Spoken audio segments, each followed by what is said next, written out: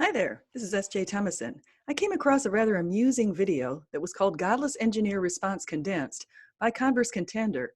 And so it was a response between Godless Engineer and Converse Contender and Praise I Am. We're going to listen to a little clip from it, a snippet, a clip it, and then we're going to review why Godless Engineer is completely misinformed. Here we go. No, but consensus lends credibility to your argument. Now, I do have to disagree with John Crossan on this, mainly because the evidence doesn't really seem to support the crucifixion being one of the most solidified things that we can be certain of or something like that in history. I disagree. Okay, so he is denying the crucifixion occurred. In fact, Godless Engineer is a mythicist. He denies that Jesus even walked the earth. Because the only evidence that we have that this so-called Jesus was actually crucified is Paul. That's literally the only evidence that we have. That is such a fabrication. Wow, I can't believe he just actually went on air and said that. What a clown. Yeah, I can't believe he said that. Yeah, I did say that because it's true. Paul is our earliest and only independent attestation to Jesus being crucified. All references to Jesus being crucified after Paul was writing were influenced by Paul, either directly or indirectly. Paul does not affect other independent sources like Tacitus, Josephus, and I know you think we've hit that to death and us, but I'm going to keep hammering that because, again, those are independent sources we have for a historical person. Keep in mind that he said the only evidence we have of this so-called Jesus is Paul. Literally. Which is completely absurd. And I'm going to show you exactly why this is absurd. Hang tight. We happen to have 9 extra-biblical hostile sources to attest to the New Testament that were in the first few hundred, actually in the first 150 years after Jesus was crucified.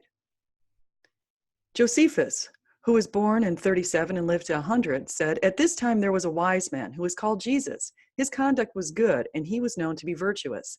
And many people from among the Jews and the other nations became his disciples. Pilate condemned him to be crucified and to die.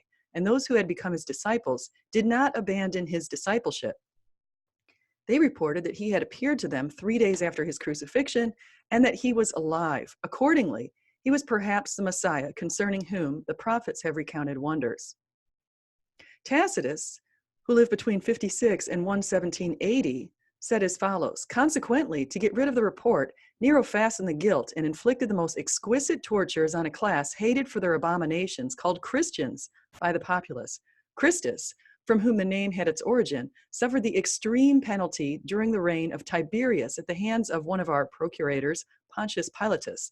And a most mischievous superstition, thus checked for the moment, again broke out, not only in Judea, the first source of the evil, but even in Rome, where all things hideous and shameful from every part of the world find their center and become popular." Again, these were no friends of Christianity. Tacitus continued, "Mockery of every sort was added to their deaths, covered with the skins of beasts. They were torn by dogs and perished, or were nailed to crosses, or were doomed to the flames and burnt, to serve as a nightly illumination when daylight had expired. Nero offered his gardens for this spectacle, and was exhibiting a show in the circus while he mingled with the people in the dress of a charioteer or stood aloft on a car. Hence, even for criminals who deserved extreme and exemplary punishment, there arose a feeling of compassion, for it was not, as it seemed, for the public good, but to glut one man's cruelty that they were being destroyed." Thallus, who lived between 5 and 60 AD, completely during the life of Jesus, recorded as follows: "On the whole world there pressed a most fearful darkness, and the rocks were rent by an earthquake, and many places in Judea and other districts were thrown down. This darkness," Thallus, in the 3rd book of his history, calls, "as appears to me without reason, an eclipse of the sun." And this occurred during Jesus' crucifixion and was recorded by Africanus. Pliny the Younger, who lived between 61 and 113 AD, again in the lifetime of many of the apostles, reports, "Meanwhile, in the case of those who were denounced to me as Christians, I have observed the following procedure. I interrogated these as to whether they were Christians. Those who confessed, I interrogated a second and a third time, threatening them with punishment. Those who persisted, I ordered executed. For I had no doubt that, whatever the nature of their creed, stubbornness, and inflexible obstinacy, surely deserve to be punished. Trajan, who responded to Pliny, said as follows: "You observe proper procedure, my dear Pliny, in sifting the cases of those who had been denounced to you as Christians. For it is not possible to lay down any general rule to serve as a kind of fixed standard. They are not to be sought out. If they are denounced and proved guilty, they are to be punished, with this reservation, that whoever denies that he is a Christian and really proves it, that is by worshiping our gods, even though he was under suspicion in the past, shall obtain pardon through repentance. But anonymously posted accusations ought to have no place in any prosecution, for this is both a dangerous kind of precedent and out of keeping with the spirit of our age." So far, you're going to notice a few things going on here. One is we have confirmation that Jesus was crucified. Two, we have confirmation that the early Christians were treated rather brutally by multiple extra-biblical and hostile sources. Bar-Serapion, who was born in the year 70, and we're not sure of exactly when he died, recorded this: "What advantage did the Athenians gain from putting Socrates to death? Famine and plague came upon them as a judgment for their crime. What advantage did the men of Samos gain from burning Pythagoras? In a moment their land was covered with sand. What advantage did the Jews gain from executing their wise king? It was just after that their kingdom was abolished. God justly avenged these three wise men. The Athenians died of hunger. The Sameans were overwhelmed by the sea. The Jews, ruined and driven from their land, live in complete dispersion. But Socrates did not die for good. He lived on in the teaching of Plato. Pythagoras did not die for good. He lived on in the statue of Hera. Nor did the wise king die for good. He lived on in the teaching which he had given." Lucian, who lived between 115 and 200 AD, referred to Christians as poor wretches who have persuaded themselves that they will be immortal. He said that Christians revered him, the fraud leader Perigius, as a god. Next after that, whom they still worship, the man crucified in Palestine because he introduced this new cult into the world. Celsus, in the late second century, accuses Jesus of having invented his birth from a virgin and upbraids him with being born in a certain Jewish village of a poor woman of the country who gained her subsistence by spinning and who was turned out of doors by her husband, a carpenter by trade, because she was convicted of adultery. That, after being driven away by her husband and wandering about for a time, she disgracefully gave birth to Jesus, an illegitimate child, who, having hired himself out as a servant in Egypt on account of his poverty, and having there acquired some miraculous powers on which the Egyptians greatly pride themselves, returned to his own country, highly elated on account of them, and by means of these proclaimed himself a god. Okay, so note that we also have external sources supplying information with respect to Jesus' miracles. Suetonius, who was born in 69, noted, as the Jews were making constant disturbances at the instigation of Christus, he expelled them from Rome. Phlegon, who lived between 80 and 140, as documented by Origen, records that in the time of Tiberius Caesar, at full moon, there was a full eclipse of the sun from the 6th hour to the 9th. Now Phlegon, in the 13th or 14th book, I think, of his Chronicles, not only ascribed to Jesus a knowledge of future events, although failing into confusion about some things which refer to Peter, as if they referred to Jesus, but also testified that the result corresponded to his predictions, so that he also, by these very admissions regarding foreknowledge, as if against his will, expressed his opinion that the doctrines taught by the fathers of our system were not devoid of divine power. And with regard to the eclipse at the time of Tiberius Caesar, in whose reign Jesus appears to have been crucified, and the great earthquakes which then took place, Phlegon too, I think, has written in the 13th or 14th book of his Chronicles. He imagines also that both the earthquake and the darkness were an invention. But regarding these, we have the preceding pages made our defense, according to our ability, adducing the testimony of Phlegon, who relates that these events took place at the time when our Savior suffered. So we also have documentation of earthquakes and of an eclipse. In the Babylonian Talmud, in Sanhedrin 43a, it states, on the eve of Passover, Yeshu was hanged. For 40 days before the execution took place, a herald went forth and cried, he is going forth to be stoned because he has practiced sorcery and enticed Israel to apostasy. Anyone who can say anything in his favor, let him come forward and plead on his behalf. But since nothing was brought forward in his favor, he was hanged on the eve of Passover. And it has been confirmed by Jewish people, even today and back in the ancient times, that the Yeshu was referring to Jesus. So again, more support for his execution. Now, some might say, well, wait a second, what is this? What is this information about 40 days before the execution? Is there any sort of verification of this in the Bible? Well, yes, actually there is. In John 11, 45 to 53, it says as follows: Therefore, many of the Jews who had come to visit Mary and had seen what Jesus did believed in him. But some of them went to see the Pharisees and told them what Jesus had done. Then the chief priests and the Pharisees called a meeting of the Sanhedrin. What are we accomplishing? They asked.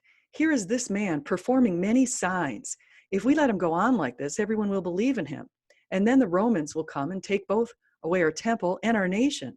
Then one of them, named Caiaphas, who was high priest that year, spoke up, You know nothing at all.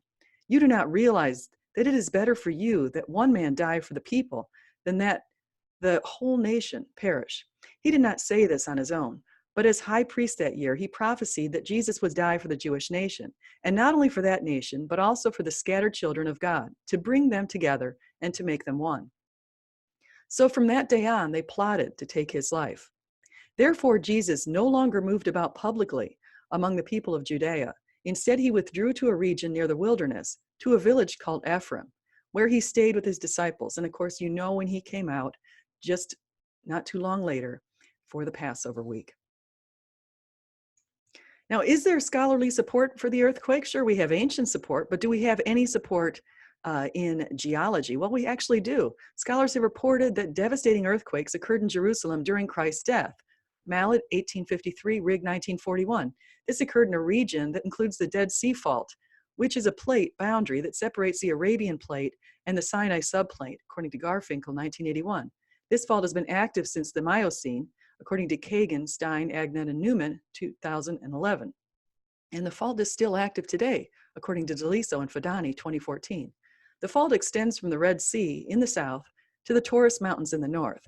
Kagan and colleagues analyzed seismites in the Holocene Dead Sea Basin by constructing two age-depth chronological models based on atmospheric radiocarbon ages of short-lived organic debris with a Bayesian model. Seismites are sedimentary beds and structures which are deformed by seismic shaking. The scholars analyzed seismites in different areas of the basin, finding that several synchronous seismites appeared in all sections during particular years, including 33 AD. Now, what do the ancient Christians say? Of course, one can't make the assumption that the only sources that we should provide for Jesus are sources who did not believe in Jesus. Certainly, if many people learned of Jesus, they must have converted to Christianity. It is a likely move that we would have many Christians in support of Jesus after having heard his story. Here are a few examples of people who were martyred. Clement of Rome, who lived between 35 and 99, as you will note, Jesus was crucified in 33, so Clement obviously would be around his contemporaries. He says, "Let us fear the Lord Jesus, whose blood was given for us. Let us reverence our rulers. Let us honor our elders. Let us instruct our young men in the lesson of the fear of God. Let us guide our women toward that which is good. Let us understand, dearly beloved, how the Master continually showeth unto us the resurrection that shall be hereafter, whereof he made the Lord Jesus Christ the firstfruit, when he raised him from the dead. Let us behold, dearly beloved, the resurrection, which happeneth at its proper season." Do we have information with respect to the reliability of the New Testament? Well, of course we do. In fact, much of it comes from Bart Ehrman, of all people. Here's what Bart Ehrman said inside of his book, Misquoting Jesus. He essentially said that he agrees with Bruce Metzger, who is his advisor, in that the core tenets of Christianity have not been altered. Bruce Metzger is one of the great scholars of modern times, and I dedicated the book to him because he was both my inspiration for going into textual criticism and the person who trained me in the field. And even though we may disagree on important religious questions, he is a firmly committed Christian and I am not, we are in complete agreement on a number of very important historical and textual questions. If he and I were put in a room and asked to hammer out a consensus statement on what we think the original text of the New Testament probably looked like, there would be very few points of disagreement. maybe 1 or 2 dozen places out of many thousands. The position I argue for in misquoting Jesus does not actually stand at odds with Professor Metzger's position that the essential Christian beliefs are not affected by textual variants in the manuscript tradition of the New Testament. So even an agnostic gives us support that the essential core tenets, and that has to do with Jesus' resurrection, because that is the core tenet of Christianity, has not been altered. Ignatius, who was martyred in 110 AD, included 7 letters, which offered quotes from Matthew, Luke, Acts, Romans, 1 Corinthians, Ephesians, Colossians, and 1 Thessalonians. And this is speaking to the canon of the New Testament and its reliability. Polycarp, who lived between 70 and around 155 AD and also was martyred, wrote a letter to the Philippians and includes quotes from Matthew, Mark, Luke, Acts, Galatians, Ephesians, 1st and 2nd Corinthians, Philippians, 1st and 2nd Thessalonians, 1st and 2nd Timothy, 1 Peter, 1 John, and 3 John. Justin Martyr, who lived around 100 to 165 AD and was also martyred, in his 1st and 2nd Apology and his dialogue with Trypho, the Jew, he also made references to passages from Matthew, Mark, Luke, John, and Revelation. So again, these are all supported by the ancients. These are early ancient supports. These are people who could have interacted with the apostles, or with people who might have interacted with the disciples of the apostles, or people who knew the apostles, or had relatives who were related to the apostles. So these are people who had the interactions with the apostles. So for the assertion that Godless Engineer makes in some of his videos, that the Gospels are not reliable and we can't count on them, and the only source we can count on is Paul, is completely false. Gamaliel pointed something out, rather interesting. He said, he stood up in the Sanhedrin and he said, "Men of Israel, consider carefully what you intend to do to these men." Now, this was when they had arrested Peter and other apostles. Some time ago, Theudas appeared, claiming to be somebody, and about 400 men rallied to him. He was killed, all his followers dispersed, and it all came to nothing. After him, Judas. Therefore, in the present case, I advise you, leave these men alone. Let them go. For if their purpose or activity is of human origin, it will fail. But if it is from God, you will not be able to stop these men. You will only find yourselves fighting against God. By 313, when Christianity was finally legalized, 5 to 6 million people were following Jesus Christ, according to the Historical Atlas by Jeffrey Walrow and 40 other colleagues at universities around the world. We also have some confirmation that occurred around the year 41 AD, and it's called the Nazareth Inscription Stone. And in this stone, you'll see what happened. Caesar decided that he no longer wanted to allow people to disturb graves and tombs. Now, why would he have done this after the year 33? Because the apostles had basically upended everything, and there was a lot of there were a lot of people around doing all sorts of things, reporting on Christianity. And he said, anyone who removes a dead body from its resting place or has moved sepulchre sealing stones will receive the death penalty. This inscription stone was discovered in the 1800s in Nazareth. So there I conclude with some information that we have to support Jesus' resurrection. We have multiple sources, hostile sources, Christian sources, and more. I've just listed a few. We have all sorts of information pointing to that. So to claim that everything came from Paul and all of those different sources were finding information from Paul is sheer lunacy. Sorry, but I have to say it. So I want to say thank you so much for coming in here. And I have one more small thing I'm going to show you. So in summary, outside sources tell us that Jesus lived during the time of Tiberius Caesar. He lived a virtuous life. He was a wonder worker. He had many miracles. He performed many miracles. Miracles were one of the reasons that the Pharisees decided to have him persecuted. He had a brother named James. That's reported by Josephus. And actually, Josephus reports James' martyrdom. They were both in Jerusalem, so Josephus would have been a witness possibly to the martyrdom. He was acclaimed to be the Messiah. He was crucified under Pontius Pilate, and we have multiple sources for this. An eclipse and an earthquake occurred when he died. He was crucified on the eve of the Jewish Passover. His disciples believed he rose from the dead. They were willing to die for their belief. Christianity spread rapidly as far as Rome, and Jesus' disciples denied the Roman gods and worshiped Jesus as God. We further have evidence of their persecution.